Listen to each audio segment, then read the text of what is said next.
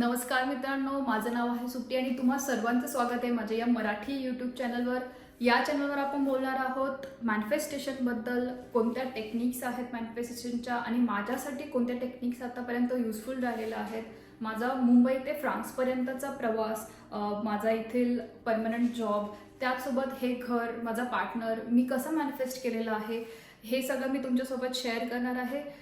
त्याआधी समजून घेऊया मॅनिफेस्टेशन म्हणजे मुळात काय. चला तर मग सुरू करूया.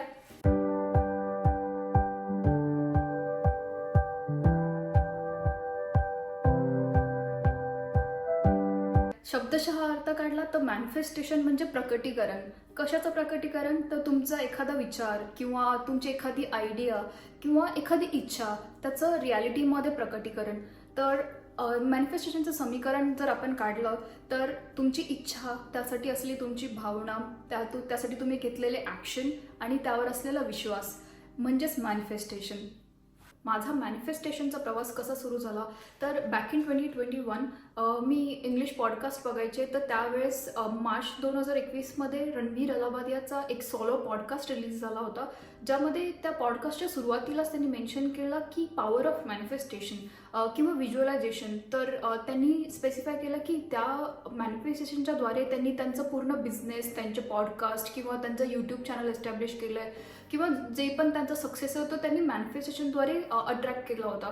सो मला उत्सुकता लागली की नक्की मॅनिफेस्टेशन म्हणजे आहे काय आणि काय संकल्पना आहे ही, म्हणून मी त्याबद्दल अभ्यास करायला सुरुवात केली. तर मॅनिफेस्टेशनचा मी जसा जसा अभ्यास चालू केला तर मला जाणवलं की मॅनिफेस्टेशन म्हणजेच जसं सद्गुरू वामनराव पै आपल्याला सांगतात की तूच आहेस तुझ्या जीवनाचा शिल्पकार. म्हणजे आपल्याला जे हवं आहे आयुष्यामध्ये ते आपणच घडवून आणू शकतो. सो त्यासाठी ज्या ॲक्शन्स घ्यायच्या आहेत किंवा जे काही करायचं ते आपण स्वतःच करायचं आहे.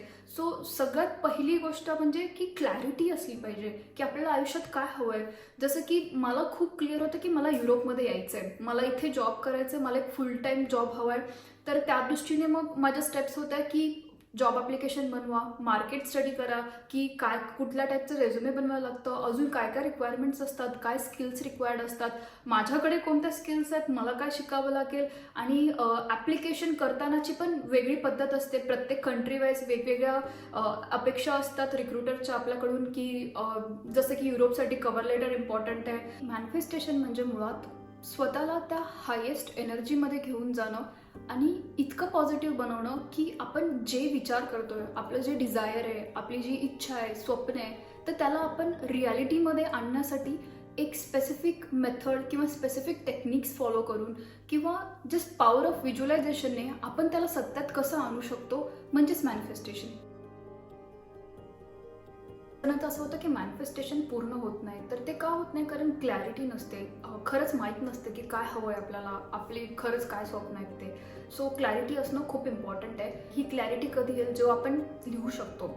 म्हणजे पुढच्या एका वर्षाचे 10 गोल्स, त्यातले टॉप 5 गोल्स कुठले आहेत, कुठले मेन, जसं की घर घेणं झालं, जॉब स्विच करणं झालं किंवा गाडी घेणं झालं, हे टॉप 5 गोल्स आपल्याला क्लिअर असले पाहिजे सो दॅट त्याच्या अकॉर्डिंगली आपण पुढे ॲक्शन्स घेऊ शकतो. सो माझ्यासाठी ही मेथड नेहमीच कामाला आहे, जर्नलिंगची. सो एव्हरी डे रात्री झोपताना, सकाळी उठल्यावरती मी 5 लाईन्स लिहिते. सकाळी उठल्यावरती की 5 अशा गोष्टी किंवा 3 अशा गोष्टी ज्याच्यासाठी मी ग्रेटफुल आहे, आणि रात्री झोपताना की आजच्या दिवसभरात काय घडामोडी झाला, काय हायलाईट्स होते आणि मी उद्याचा दिवस कसा बेटर बनवेन, कसं इम्प्रूव्ह करेन स्वतःला. सो जर्नलिंग करणं खूप इम्पॉर्टंट आहे. त्याच्यानंतर सेकंड स्टेप इज व्हिज्युअलायझेशन. तर आपल्याला जी गोष्ट हवी आहे ती व्हिज्युअलाइज करणं. कारण युनिवर्सला भाषा नाही कळत, युनिवर्सला फक्त फ्रिक्वेन्सीज कळतात. आपण कुठल्या फ्रिक्वेन्सीजमध्ये व्हायब्रेट करतोय. जर का आपण सॅड फ्रिक्वेन्सीमध्ये असेल तर आपण सॅड गोष्टीच अट्रॅक्ट करतो. जर का आपण नेहमी निगेटिव्ह बोलत राहिलो तर निगेटिव्ह गोष्टीच होत राहतात लाईफमध्ये. तर हे खूप इम्पॉर्टंट आहे की आपण हायेस्ट फ्रिक्वेन्सीमध्ये व्हायब्रेट करणं. तर हायेस्ट फ्रिक्वेन्सीसाठी आपण काय करू शकतो? मेडिटेशन करू शकतो, आपण ग्रॅटिट्यूड एक्सप्रेस करू शकतो, आपण गोष्टी लिहून ठेवू शकतो की आज माझ्या आयुष्यामध्ये डोक्यावरती छत आहे, माझ्याकडे खायला जेवण आहे, तर त्या गोष्टी मी त्याच्यासाठी ग्रेटफुल आहे. अगदी सोप्यातल्या सोप्या गोष्टीपासून माझे आई वडील हेल्दी आहेत, अगदी कुठलीही गोष्ट आपण लिहू शकतो. जेव्हा आपण आपल्याकडे ज्या गोष्टी आहेत त्याच्यासाठी आभार व्यक्त करतो तेव्हाच आपण इन्फायनाईट पॉसिबिलिटीजसाठी डोअर ओपन करत असतो. कारण आपण युनिवर्सला हे दाखवून देत असतो की हां, मी इन्फायनाईट गोष्टींसाठी कॅपेबल आहे. अगदी साधंसं उदाहरण, आपण एखाद्याला एखादी गोष्ट दिली आणि त्या गोष्टीसाठी त्या व्यक्तीला काहीच ग्रॅटिट्यूड नाही आहे, त्या गोष्टीसाठी त्याला काहीच कृतज्ञता नाही आहे, तर आपल्याला किती वाईट वाटतं. सेम कॉन्सेप्ट आहे. जर का ज्या गोष्टी आपल्याकडे आहेत त्याच्यासाठी आपण ग्रेटफुल नसेल तर नवीन गोष्टी आपल्याला कशा मिळतील. त्यानंतर तिसरी स्टेप आहे ॲक्शन घेणं. सो फॉर एक्झाम्पल, जर का तुम्हाला नवीन जॉब हवा असेल तर तुम्ही त्यासाठी ॲक्शन घेणं इम्पॉर्टंट आहे. असंच अचानक सकाळी उठलं नाही आणि तुमच्याकडे जॉब ऑफर आली असं काही होणार नाही. तर त्यासाठी तुम्ही स्वतःच प्रयत्न करणं भाग आहे. म्हणजे ॲप्लिकेशन बनवण्यापासून, इंटरव्ह्यूची तयारी करण्यापासून ते हजारो कॅन्डिडेट्समध्ये स्टँड आउट करणं ही तुमची जबाबदारी आहे. यानंतर चौथी स्टेप आहे की विश्वास ठेवणं. आपल्याला जी गोष्ट हवी आहे ती आपल्याला मिळणारच आहे. आज नाही तर उद्या, उद्या नाही तर परवा, परवा नाही तर अजून 4 दिवसांनी ती गोष्ट कधी ना कधी आपल्याला मिळणारच आहे. हा ठाम विश्वास असणं खूप महत्त्वाचं आहे. कधी कधी असं होतं की आपण खूप प्रयत्न करतो, आपला जीव ओततो, तरी पण आपल्याला कदाचित एखादा जॉब नाही मिळत किंवा आपल्याला एखादी गोष्ट अगदी मनापासून हवी असते तर ती नाही मिळत. तर अशा वेळेस पेशन्स ठेवून देवावरती विश्वास ठेवणं किंवा युनिवर्सवरती विश्वास ठेवणं की हे नाही तर यापेक्षा काहीतरी बेटर.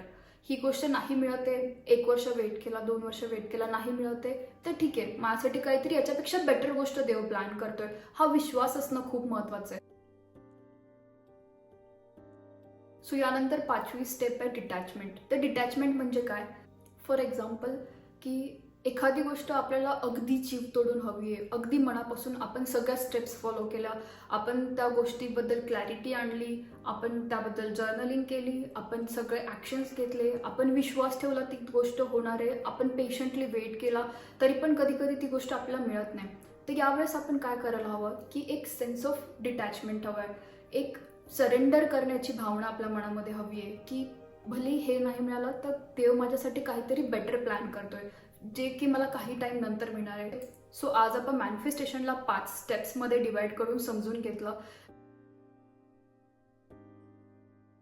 यानंतरच्या व्हिडिओजमध्ये मी शेअर करणार आहे माझी मॅनिफेस्टेशनची जर्नी, मी कुठल्या टेक्निक्स फॉलो केल्या, माझ्यासाठी सगळ्यात जास्त सक्सेसफुल काय ठरलं.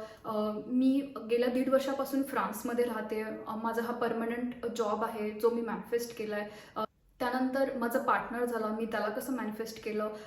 त्याच्या व्यतिरिक्त गेल्या वर्षी मी युरोपियन 6 कंट्रीजमध्ये फिरले, तर तेही मी मॅनिफेस्ट ऑलरेडी करून ठेवलेलं. 2 वर्षापूर्वी मी ह्या गोष्टी माझ्या जर्नलमध्ये लिहून ठेवल्या होत्या की मी या कंट्रीजमध्ये गेले फिरायला, आणि ॲक्च्युली तसं झालं. सो इथे आल्यानंतर पहिल्या महिन्यापासूनच मी युरोप एक्सप्लोअर करत होते.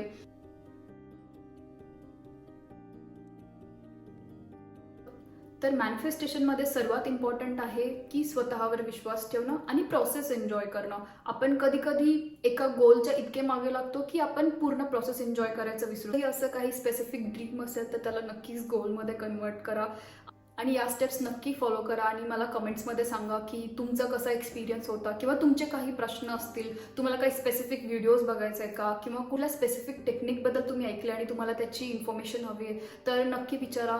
पुढच्या काही व्हिडिओजमध्ये मी शेअर करणार आहे की विजन बोर्ड कसा बनवायचा, मी कुठल्या टेक्निक्स फॉलो केल्यात, 369 मेथड काय, 55/5 मेथड काय आहे, वॉटर टेक्निक काय आहे, अशा बऱ्याचशा टेक्निक्स आहेत ज्या मी तुमच्यासोबत शेअर करणार आहे.